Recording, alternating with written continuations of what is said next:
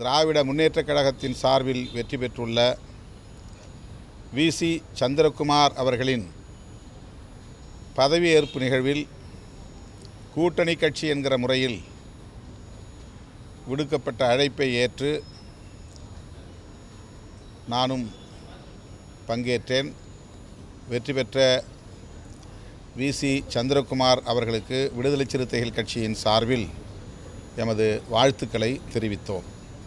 ஈரோடு கிழக்கு சட்டமன்ற தொகுதியில் திராவிட முன்னேற்றக் கழகம் பெற்றுள்ள வாக்குகள் இந்த மாநிலம் தமிழ்நாடு பெரியாரின் சமூக நீதி அரசியலுக்கான தேசம் என்பதை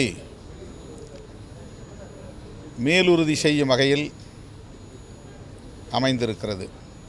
பகுத்தறிவு பகலவன் தந்தை பெரியார் அவர்களை தமிழுக்கும் தமிழர்களுக்கும் தமிழ்நாட்டுக்கும் எதிரானவர் என்கிற வகையில் திரிபுவாதம் செய்கிற சதி அரசியலை சங் பரிவார் கும்பல் இன்றைக்கு உயர்த்தி பிடிக்கிறது. இது அவர்கள் நீண்ட காலமாக செய்து வருகிற ஒரு பகீரத முயற்சியாகும். பெரியார் என்கிற அடையாளத்தை சிதைத்துவிட்டால் திராவிட அரசியலின் வேரை வெட்டி வீழ்த்த முடியும் என்று சங் பரிவார் கும்பல் நம்புகிறது. பெரியார் காலத்திலிருந்தே இந்த முயற்சியை அவர்கள் மேற்கொண்டு வருகிறார்கள். அவ்வப்போது தமிழ் சமூகத்திலிருந்தே அவர்களுக்கான ஆட்களை தேர்வு செய்து பெரியாருக்கு எதிராக நிறுத்தியிருக்கிறார்கள். ஒவ்வொரு சந்தர்ப்பத்திலும் அவர்கள் மூக்குடைப்பட்டு அவமானப்பட்டார்களே தவிர அவர்களால் பெரியாரை வெல்ல முடியவில்லை. பெரியார் பேசும் அரசியல் பெரியாருக்கு முன்பிருந்தே தமிழகத்தில் வேரூன்றியது என்பதை சங்க பரிவாரம் இன்னும் புரிந்து கொள்ளவில்லை. பண்டிதர் அயோத்திதாசர், ரெட்டமலை சீனிவாசன் போன்றோர் காலத்திலிருந்தே ஆரியத்திற்கு எதிரான திராவிட அரசியல் வெகுவாக வலுவாக பேசப்பட்டிருக்கிறது. அந்த அரசியலின் தொடர்ச்சியாகத்தான் தந்தை பெரியார் இந்த மண்ணில் விஸ்வரூபம் எடுத்தார். அவரை வீழ்த்த வேண்டும் என்பதற்காக ஒவ்வொரு சந்தர்ப்பத்திலும் அவர்கள் எடுத்த முயற்சி சதி முயற்சி முறியடிக்கப்பட்டிருக்கிறது. இந்த தேர்தலிலும் அந்த சதி முயற்சி முறியடிக்கப்பட்டது. ஆண்ட கட்சி வலுவான எதிர்க்கட்சி அதிமுக அந்த தொகுதியில் போட்டியிடாமல் பின்வாங்கியதற்கு சங் பரிவார்களின் சூழ்ச்சிதான் காரணம் என்பதை அறிய முடிகிறது. அவர்கள் எல்லோரும் கூட்டு சேர்ந்து திமுகவை எதிர்த்து நிற்கிற அரசியல் கட்சியா என்று விவாதத்தை நகர்த்தினார்கள். ஆனால் அதில் அவர்களால் வெற்றி பெற முடியவில்லை. அவர்கள் செய்த மறைமுக கூட்டணி அம்பலப்பட்டு இருக்கிறது.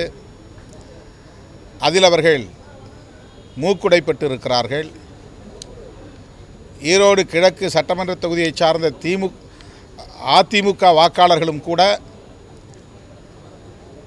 அந்த அரசியலுக்கு எதிராக நின்றிருக்கிறார்கள் என்பதுதான் தேர்தல் முடிவுகளில் இருந்து தெரிய வருகிறது. அதிமுகவுக்கும் பாஜகவுக்கும் ஈரோடு தொகுதி மக்கள் பாடம் புகட்டியிருக்கிறார்கள் என்பது இதில் உறுதியாகிறது. ஆகவே பெரியார் அரசியலை இந்த மண்ணில் எவராலும் அசைத்து பார்க்க முடியாது.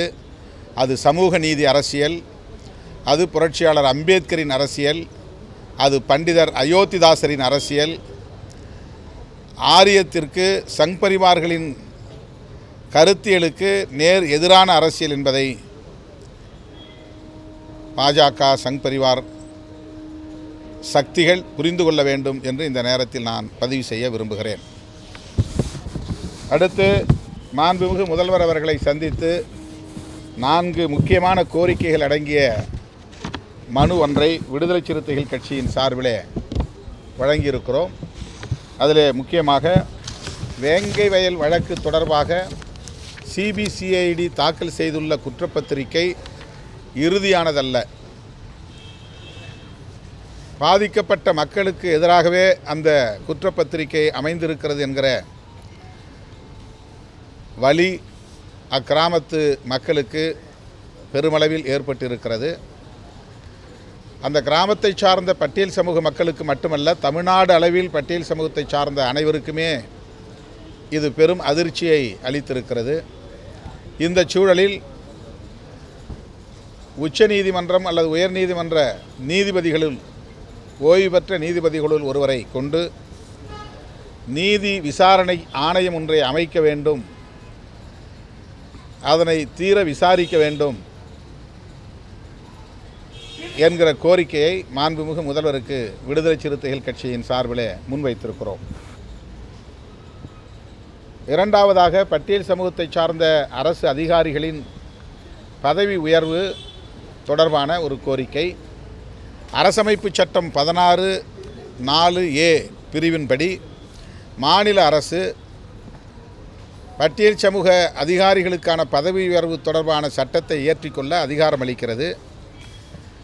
இந்த அதிகாரத்தை பயன்படுத்தி கர்நாடகா, ஆந்திரா போன்ற பிற அண்டை மாநிலங்களில் ஏற்கனவே சட்டம் இயற்றப்பட்டு அவர்களுக்குரிய பாதுகாப்பு உறுதிப்படுத்தப்பட்டிருக்கிறது.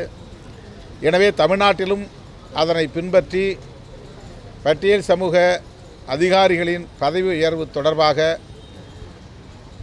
சட்டம் ஒன்றை இயற்ற வேண்டும் என்று வலியுறுத்தியிருக்கிறோம். அத்துடன் அதனால் 200 பாயிண்ட் ரோஸ்டர் முறை ரத்து செய்யப்பட்டதனால் ஓபிசி பிரிவை சார்ந்த அதிகாரிகளும் பாதிக்கப்பட்டிருக்கிற சூழலில் அவர்களுடைய பாதுகாப்பையும் உறுதிப்படுத்துவதற்கு தனியே சட்டம் இயற்ற வேண்டும் என்றும் மாண்புமிகு முதல்வர் அவர்களிடத்தில் வலியுறுத்தியிருக்கிறோம்.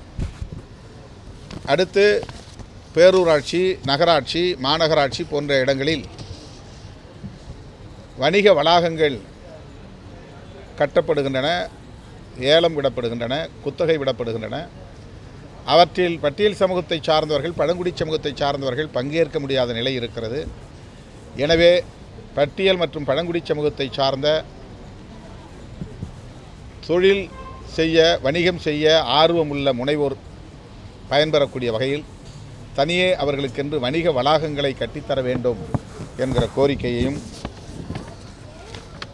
முன்வைத்திருக்கிறோம்.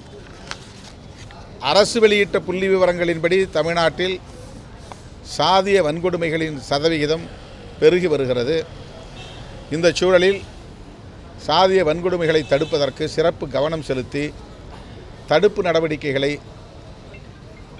உரிய முறைப்படி சட்டப்பூர்வ அடிப்படையில் மேற்கொள்ள வேண்டும், முதல்வர் அதில் கூடுதல் கவனம் செலுத்த வேண்டும் என்ற கோரிக்கையையும் வலியுறுத்தியிருக்கிறோம்.